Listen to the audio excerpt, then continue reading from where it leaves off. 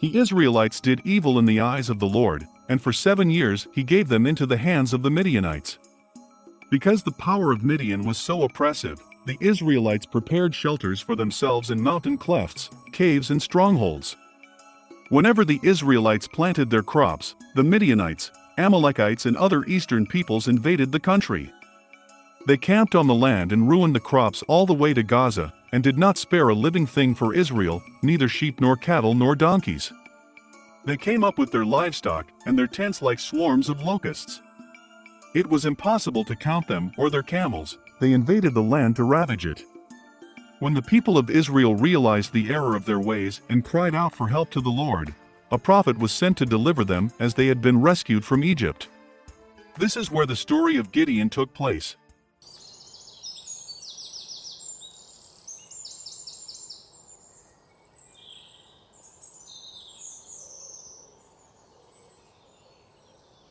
While harvesting wheat and hiding from the Midianites, an angel spoke to him and addressed him as a mighty man of courage.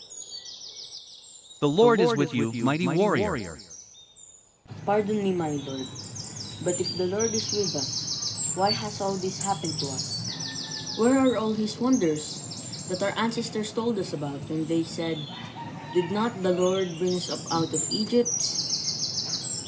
Now the Lord has abandoned us and given us into the hands of Midian. Go in the strength you have and save Israel out of Midian's hand. Am I not sending you? Pardon me, my Lord, but how can I save Israel? My clan is the weakest in Manasseh, and I am the least in my family. I will be with you, and you will strike down all the Midianites, leaving none alive. If now I have found favor in your eyes, please give me a sign that it's really you talking to me.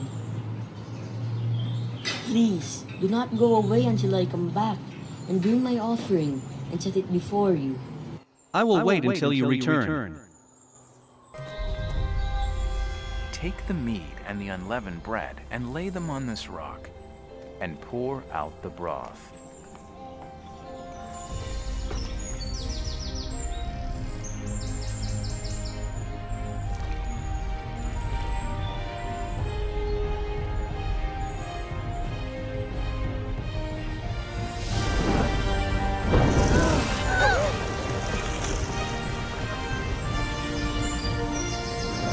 Alas, sovereign Lord, I have seen the angel of the Lord face to face.